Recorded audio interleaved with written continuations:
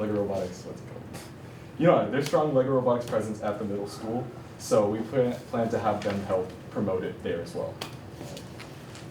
For fundraising, we plan to work with Double Good Popcorn to do a popcorn fundraiser. In the future, we wish to collaborate with more companies or people to fundraise even more. Mr. has been very generous with our supplies, and we hope to not rely on that. Yeah, that's pretty much it for robotics, but thank you for your time, that's all. Thank you so much. Thank you It so was much. really awesome to see you. Yes. Sorry, I want to Yeah. ask. So when are your competitions? Usually most of them are in the winter actually. Okay. Because the states competitions are usually in spring, and the competition is like even later into spring. But for us, most of the competitions start in the middle of January and February, so yeah. So are you guys going Tell them how you did.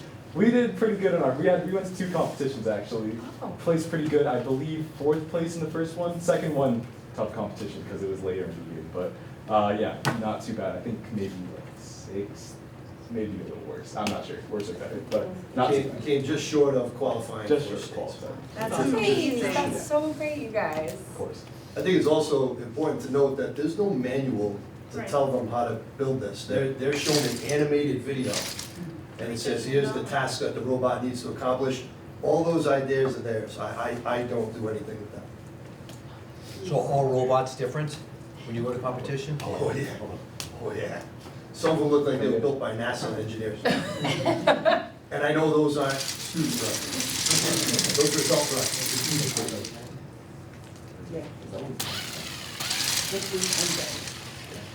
See, there's two different modes that they do the competitions in. One is what they use on the remote control for. There's another that they just write computer code, hit the button, and the robot does what it's supposed to. And they were pretty successful in doing that as well. This idea here was a newer one, to intake the balls with that circular motion thing. We didn't have that the first time, and they were much more competitive the second time around. So it's an engineering class. Through the chair? Yes, absolutely.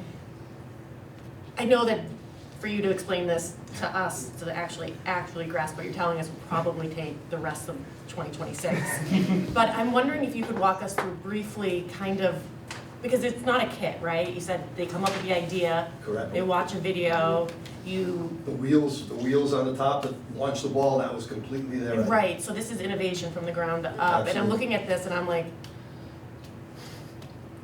I'm just astounded, right? And that you guys created this, that you worked together, and then you're controlling it with that. Like, I get it, like, I understand how these things work, unlike some people. But, I pointed to Dr. Vieira. And so, if you could just kind of tell us, like, a little bit about how you guys created this. So 2 things that I think we were very inspired by were, one, pitching machines for the throwing mechanism, because if you notice it's very similar to a pitching machine, and wheat threshers for the intake machine. Because if you think about it, a wheat thresher, it sort of spins Yep. and intakes a lot of stuff. So those were the 2 things that our whole group as a whole came up with. Other than that, we actually did have a base from last year. That's what we plan to do every year, actually. It's not about really the moving part. Everybody sort of starts with the same moving parts, but for actually completing the task, that's what the really important part is. So that's where we sort of start changing things. And tell us a little bit about what's running it. So the remote controls. So this is pretty standard. There's like a standardized stuff that like hardware and software that's allowed for everybody in for the first tech challenge. So they give us an actual type of starter code called it's called onbot Java. That's like a modified version of Java, which is a coding language. And these are just 2 Logitech controllers. So yeah. And they communicate with the robot with an Android phone. Okay. Androids are the way of the future. That is my pitch for Android phones. But that aside, if I could make a suggestion, take it or leave it, but I would say drive this down the halls of the elementary school. You know, that's where it starts. You're gonna have the kids that are like, wow, these high schoolers are so cool and I'm interested. It builds interest younger. And then, I mean, I know you guys will be long gone and probably have like careers at NASA or whatever, but help us out and show the even younger generations. I wouldn't be opposed to that, I'd like that. Yeah, this is awesome, Right, thank you guys? guys. Yeah. That'd be fun. I would just say, don't be afraid to go out into the community for your fundraising, because I feel like there are companies that would be really excited to sponsor your club and get you guys to these competitions, because if they saw this, they'd be really, really impressed with you all. Yeah. Thank you. Thank you. Yeah. That was That's pretty awesome. much it. Thanks for having us, really Thank you, appreciate guys. it. Really Thank you. appreciate everybody. For coming in. Thanks for staying late. Yes. All right, let's get out of here, y'all. Yeah, I want to grab it off in the sunset. All right, let's just get out of here. All right, let's get out of here. Thank you, everybody. Thank you.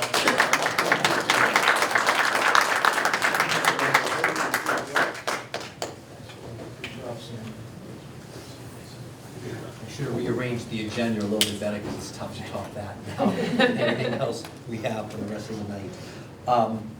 So again, just thank you to Mr. Rand for coming out and for the kids for showcasing that work. But again, just another small example of all the great things that happen in high school, middle school, elementary, and primary.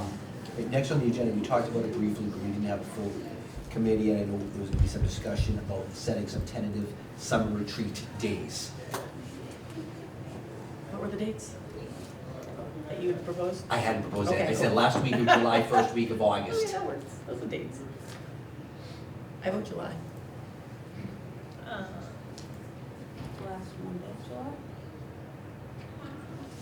The 27th. I'm doing that completely without my calendar. I have the calendar up here. It's the 27th. That works. Fridays are I can do this. It's not the following week is, I have family commitments, so, Did have family commitments. yes. So you want to schedule in Monday the 27th of Did July? that work for you? Yeah. All right, July 27th it is. Look at my calendar now.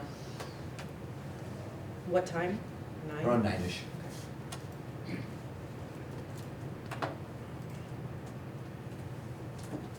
All right, that was easy. And then next, in terms of the value, I think the chair is the only person who is up for re-election this year, according to what Ms. Tibbetts, that's what Lauren, no?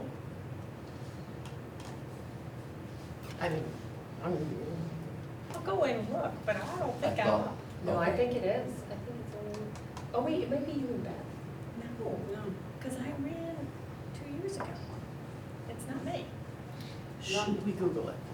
I was gonna say, well, that's what's on the website, but that doesn't mean that's what's here. Usually, we could table it. I will go and ask the Okay. question, but I don't think I'm up. I No, think I Three think years- I have one more 3 year. years goes by I fast. think she has one more I year think because I- I remember things that came up during while you were collecting your signatures. Okay, I don't think it's me, not it. Okay. But I will confirm. we'll confirm, then I will we'll do it again confirm. at the next meeting. Third time's a charm. Perfect. All right. And for the next part of the presentation, it is our introductory FY '27 budget presentation. Jake, if you could put that up there, that'd be great. And what I'm gonna try to do is do 2 or 3 slides, 4 slides. There's a lot of information, more than there typically is on these slides, to be able to give the committee the opportunity to process and also to ask some questions. So as we always do, we start off with our mission statement that the chair read earlier, and what drives our decision-making and the work that we do. Our improvement priority areas and what we try to think about as we're working towards developing programs and making sure that we have comprehensive programs for our students is that about academic excellence, community partnerships, the well-being of all, local and global citizenship, and that growth mindset. I believe this is my 7th budget in Douglas, and by far, this has been so far the most challenging one. And historically, in this slide, I've typically said we try to provide a real needs budget to the committee and to the community. Right now, our goal is to present a balanced FY '27 budget that reflects our financial realities and responsibilities to the taxpayers, to the students, to the community, and to the town, which is a little different than where we've been in previous years. Our budget drivers, which I'll share a little bit in greater detail, we've tried to put things in 7 buckets as to where our spending and our expenses are. And it's around salaries and wages, other salary-related issues, special education costs, instructional supplies, custodial, grounds, equipment, building maintenance, utilities, and the classic other. So those are 7 buckets that we build our budget around, and was driving some stuff and a lot of things this year. Our revenue budget drivers, and this was the case last year, it's also the case this year, as in FY '25, special education, out-of-district tuition, contractual services, and in-district services has continued to increase dramatically from '25 to '26, and we're gonna see that significant increase again from '26 to '27. This decreases the already low balances we have in circuit breaker and school choice revolving funds. We've talked about it here, and it's something that we pride ourselves in as a district, and I know the committee does as well. We do what we need to do for all of our kids, right? And if kids need it, we go out, we get it. So we've seen a dramatic change in our population over the past 4, 5, 6 years. It's happened in other districts. It's migrating to Douglas, and it's new to Douglas. Just some quick numbers, and again, I'll share more at upcoming meetings. 5 years ago in our primary school, it was 6 years ago, our sub-separate special education program had 3 students. This year we're at 12, from 3 to 12, with much greater significant needs